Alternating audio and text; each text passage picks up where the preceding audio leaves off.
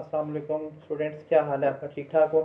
आज हम second lecture जो है ऑनलाइन मैं आपको डिलीवर करूंगा, that is the blood products. अब ब्लड प्रोडक्ट्स में ऑब्वियसली तीन इंपॉर्टेंट ब्लड प्रोडक्ट्स हैं, तो उनके लिए अलग-अलग मैं लेक्चर जो है डिवाइड करूंगा। सबसे इंपॉर्टेंट जो सबसे पहले है पैक्ड आरबीसीज हैं, फिर आपके पास दूसरे नंबर पे एफएफपी फ्रेश फ्रोजन प्लाज्मा और तीसरे नंबर पे प्लेटलेट्स। तो इनको हम डिवाइड करके आपको मैं पढ़ाऊंगा। तो आज मैं आपको पढ़ाऊंगा कि पैक्ड आरबीसीज जो कि होल ब्लड से हम एक्वायर करते हैं, उसकी क्या प्रॉपर्टीज़ होती हैं, उस पर क्या क्या टेस्ट लगाए जा सकते हैं, किस टेम्परेचर के ऊपर वो स्टोर किया जाता है और किस टेम्परेचर की और उसकी शेल्फ लाइफ कितनी होती है। तो सबसे पहले आपके पास आरबीसीज।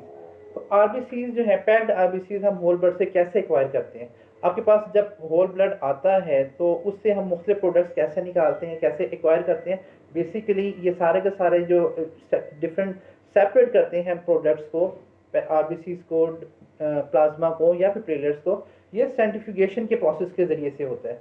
जब होल ब्लड आपके पास आया ये उसको फिर हमने सेंट्रीफ्यूज करना होता है। अब ये जो सेंट्रीफ्यूज है ये ब्लड सेंट्रीफ्यूज, ब्लड बैंक के सेंट्रीफ्यूज जो है आम सेंट्रीफ्यूज से डिफरेंट होते हैं। जिन्होंने ब्लड बैंक के अंदर रोटेशन किया उनको पता है कि हमारे पास जो ब्लड सेंट्रीफ्यूज है काफ़ी बड़े साइज़ के हैं। क्लियर? उसके अंदर जो है टेम्परेचर 4 to 6 डिग्री सेंटीग्रेड के ऊपर वो मेंटेन होता है। क्लियर? और उसके बाद जो इम्पोर्टेंट चीज़ ये है कि उसमें आपकी जो स्पीड है वो कितनी कितनी हम रेवोल्यूशन पर मिनट के ऊपर रखते हैं। वो आमतौर पे 2500 to 3000 रेवोल्यूशन पर मिनट के ऊपर उसको एडजस्ट किया जाता है। और 30 मिनट्स के लिए हम उसको सेंट्रीफ्यूज करते हैं। तो जब 30 मिनट्स के लिए 25 to 3000 रेवोल्यूशन पर मिनट के लिए सेंट्रीफ्यूज करते हैं और टेम्परेचर अंदर कितना है 4 to 6 डिग्री सेंटीग्रेड, तो हमारे पास प्रोडक्ट्स मुख्तलिफ जो है सेटल हो जाती हैं। जो होल पर जब आपने उसको सेंट्रीफ्यूज किया तो पैक सेल्स जो हैं वो सबसे बॉटम के अंदर जो है वो सेटल डाउन होते हैं। उसके ऊपर एक लेयर बनती है that is called the buffy coat. Buffy coat. और उसके ऊपर जो है प्लाज्मा। ये डिफरेंट लेयर्स हैं जो कि आपके पास सेंट्रीफ्यूगेशन के बाद आपको मिलती हैं। जो पैक सेल्स हैं जिसमें मेजॉरिटी, इसमें मैक्सिमम क्या है, आरबीसी है। इसकी पैक क्यों कहा? क्योंकि सारे पैक्ड हो गए। होल ब्लड के अंदर तो प्लाज्मा भी मिक्स था, तो आपने जब सेंट्रीफ्यूज किया, सेंट्रीफ्यूगेशन के बाद क्या हुआ कि सेल्स नीचे बैठ गए, आरबीसी खास तौर पे, और प्लाज्मा ऊपर चला गया। अब इसके अंदर क्या सिर्फ और सिर्फ आरबीसीज है? ऐसे नहीं है। इसके अंदर जो है आरबीसीज के साथ साथ डब्ल्यूबीसीज और प्लेटलेट्स भी थोड़ी क्वांटिटी में। होल ब्लड में तो बहुत ज्यादा क्वांटिटी में, लेकिन इसके अंदर थोड़ी क्वांटिटी के अंदर आरबीसीज डब्ल्यूबीसीज भी हैं और इसके साथ साथ प्लेटलेट्स भी हैं। इसके ऊपर की जो लेयर है, जो इसके ऊपर जो पैक सेल्स की बिल्कुल अबव जो लेयर आती है, that is the buffy coat. ये बफी कोट जो है ये स्मॉल स्मॉल साइज की होती है और इसके अंदर मेजॉरिटी डब्ल्यूबीसीज और प्लेटलेट्स दोनों होते हैं। ठीक है? और इसके अंदर डब्ल्यूबीसी भी मौजूद है और प्लेटलेट्स भी। और उसके ऊपर जो लेयर है ये है प्लाज्मा की लेयर। इसके अंदर जो है मेजॉरिटी, इसके अंदर क्या है, इसके अंदर प्लाज्मा है। आपके पास प्लाज्मा का साथ, लेकिन इसके साथ ही साथ इसके अंदर प्लेटलेट्स भी मौजूद हैं, प्लेटलेट्स भी हैं इसके अंदर, और थोड़ी बहुत क्वांटिटी के अंदर इसके अंदर डब्ल्यूबीसी भी है, लेकिन डब्ल्यूबीसी बहुत निग्लिजिबल होते हैं। और थोड़े बहुत बहुत स्मॉल क्वांटिटी के अंदर आरबीसी भी आ जाते हैं, लेकिन वो भी बहुत निग्लिजिबल है। तो इस तरीके से हम जो है पैक सेल्स को एक्वायर करते हैं, जो कि आपके पास बॉटम के अंदर, बॉटम पे मौजूद है। और इसको हम सेपरेट किस तरह से करते हैं? इसके लिए आपने ब्लड बैंक में जिन्होंने ड्यूटी की देखा होगा कि एक्सट्रैक्टर्स होते हैं, ब्लड एक्सट्रैक्टर्स होते हैं, हम उसमें रख देते हैं और उससे क्या होता है कि ऊपर का जो प्लाज्मा है वो एक और बैग में शिफ्ट हो जाता है। ये 2 बैग, और जो आप बैग जो ऑर्डर करते हो, 2 बैग्स होते हैं, 3 बैग्स होते हैं। 2 बैग्स के अंदर आप आरबीसीज और प्लाज्मा को लैदा कर सकते हो। 3 बैग्स के अंदर ऑप्शन होती है कि आरबीसीज डब्ल्यूबीसीज के, आरबीसी से सेपरेट कर रहे हो, प्लाज्मा सेपरेट कर रहे हो, और साथ ही साथ तीसरे बैग के अंदर आप प्लेटलेट्स को भी सेपरेट कर सकते हो। तो आमतौर पे यहाँ पे हम जो है 2 बैग्स मंगवाते हैं, क्योंकि प्लेटलेट्स जो है हम जो आमतौर पे बनाए जाते हैं हमारे यहाँ पे सेटअप में, वो हम किस तरह से बनाते हैं, हम उसको जो ट्रीमा हमारी मशीन है उसके ज़रिए से हम प्लेटलेट्स को एक्वायर करते हैं। वो दूसरा मेथडोलॉजी वो मैं आपको पढ़ाऊंगा कि हम वो किस तरह से बनाते हैं। ये आज हम जो मेन फोकस है वो आरबीसीज के ऊपर, पैक्ड आरबीसीज। तो इस तरीके से ये जो है पैक्ड आरबीसीज बनाए जाते हैं। अच्छा, अब कौन कौन से टेस्ट हैं जो कि हम इन पैक्ड आरबीसीज के ऊपर कर सकते हैं और किस तरह से ये स्टोर किया जाता है। अब जब आपने इसको जब सेपरेट कर लिया तो अब ऑब्वियसली जब सेपरेट आप कर रहे थे तो अब इसको स्टोरेज भी करना है और आपने इसको अंदर कोई ऐसा एडिटिव सोल्यूशन डालना है जिसकी वजह से ये जो है इसकी शेल्फ लाइफ बढ़ जाए। तो आमतौर पे जो जो अंदर इसके जो एंटीकोएगुलेंट यूज किया जाता है CPD, citrate, phosphate, and dextrose. This is the anticoagulant or the storage material which is used in the RBCs to store the blood, to store the packed RBCs. ये CPD, citrate, phosphate और dextrose जो है ये use किया जाता है जिसके अंदर आप जो है RBCs को स्टोर करते हो। ये एंटीकोएगुलेंट का रोल भी प्ले करता है और साथ ही साथ उन आरबीसीज को एनर्जी भी प्रोवाइड कर रहा है। ऑब्वियसली आरबीसीज एक लिविंग सेल है, क्लियर, और उसको मेटाबॉलिज्म के लिए एनर्जी चाहिए। अगर आप इसको वैसे रख दोगे तो एटीपी जो अंदर है वो बहुत जल्दी यूटिलाइज हो जाएंगे और आरबीसीज की डेथ बड़ी जल्दी होना शुरू हो जाएगी।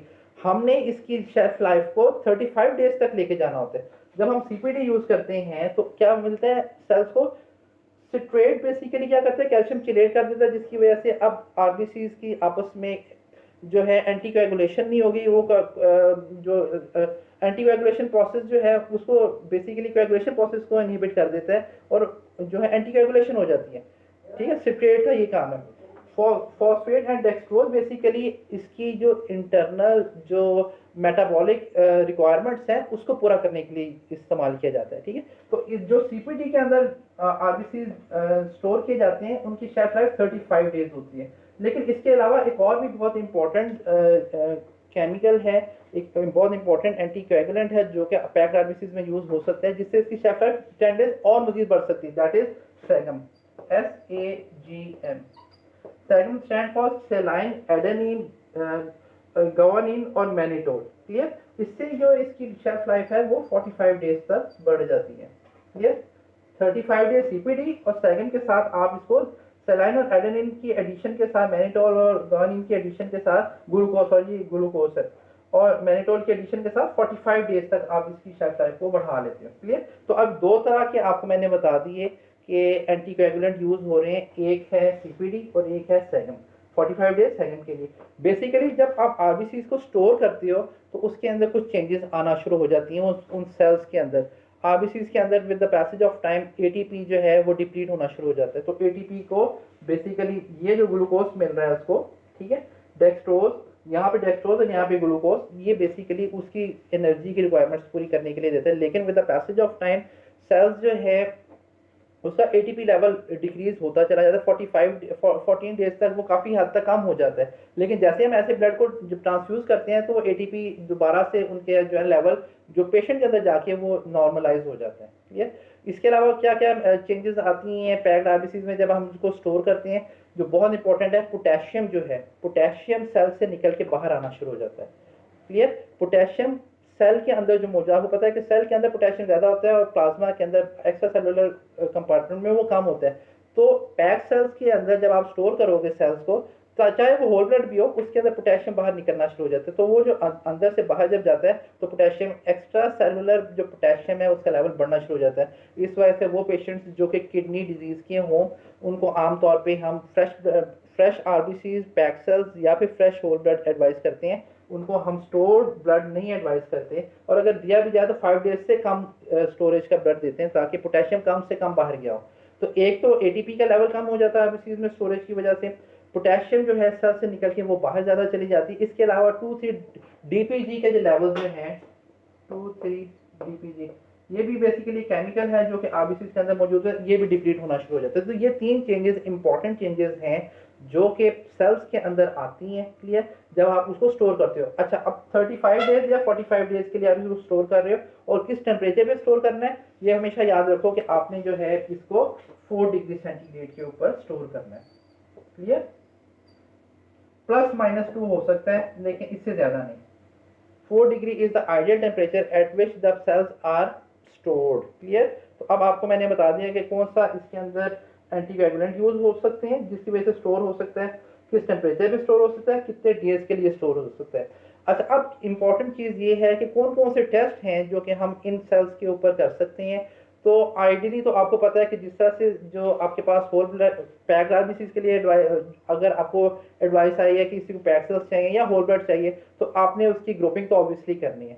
तो ग्रुपिंग जो है उसके अंदर मेजर ब्लड ग्रुप्स और माइनर ब्लड ग्रुप्स। अब आपको पता है कि दो तरह के ग्रुप्स होते हैं, मेजर और माइनर। मेजर के अंदर AB और RH और माइनर के अंदर बहुत लंबी लिस्ट है।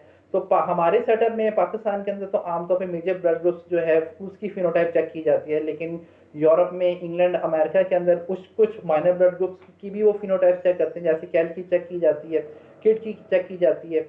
इसी तरीके से जो है कुछ और कंडीशंस के अंदर जो है ये दो इंपॉर्टेंट तो हैं जिसकी चेक की जाती है। समटाइम्स जो है इसके अलावा आपके पास ब्लड ग्रुप्स के बाद ऑब्वियसली आप इन्फेक्शन डिजीजेस को रूल आउट करने के लिए मुख्तलिफ टेस्ट करते हो। जैसे हमारे सेटअप के अंदर हमारे 5 जो पाकिस्तान की जो हेल्थ कमीशन है उनकी तरफ से एडवाइस है कि आपने 5 टेस्ट तो ज़रूर करने हैं, जिसके अंदर hepatitis B, C, HIV, malaria और सिफिलिस, ये 5 इन्फेक्शन डिजीज के टेस्ट करने हैं। लेकिन कुछ मुल्कों के अंदर जिस तरह से साइटोमेगालो वायरस बड़ा इंपॉर्टेंट होता है, खासतौर पर ऐसे पेशेंट्स जिनकी बोन मैरो ट्रांसप्लांट हुई हो तो साइटोमेगालो वायरस का टेस्ट किया जाता है। इसी तरह human T cell leukemia virus का टेस्ट इंग्लैंड के अंदर उन्होंने कंपलसरी किया हुआ है, ठीक है। तो वो इसी तरह चैगस डिजीज का जो मैंने आपको बताया था, चैगस डिजीज, उसका कुछ मुल्कों के अंदर किसी के फॉरेन टूर है जिसकी वजह से उसका एक्सपोजर है, पैरासाइट एक्सपोजर हो सकता है, उसके अंदर वो टेस्ट भी करते हैं, ट्राइपैनोसोमाक्रोजी का। तो ये मुख्तलिफ मुल्कों के अंदर मुख्तलिफ, हम लोग 5 टेस्ट करते हैं। इसके बाद आपने क्या करना है कि इन्फेक्शन डिजीज का कर लिया, ब्लड ग्रुपिंग कर ली, फिर आपने इसका क्रॉस मैचिंग करनी है। क्रॉस मैचिंग के लिए ऑब्वियसली आपको मैं अलग से एक लेक्चर में पढ़ाऊंगा कि क्रॉस मैचिंग कैसे की जाती है। अब ये जो प्रोडक्ट्स हैं इसके ऊपर आप क्या क्या टेस्ट कर सकते हो, इसके ऊपर क्या क्या बेसिकली इसके ऊपर क्या क्या टेस्ट कर सकते हो, या इसको किस किस तरीके से आप जो है ट्रांसफ्यूजन से पहले किन किन प्रोसेस से गुजार सकते हो। तो उसके अंदर इंपॉर्टेंट कुछ चीज़ें हैं, जैसे मिसाल के तौर पर आपके पास जो पैक सेल्स हैं, सबसे इंपॉर्टेंट जो है ल्यूकोफिल्ट्रेशन। ल्यूकोफिल्ट्रेशन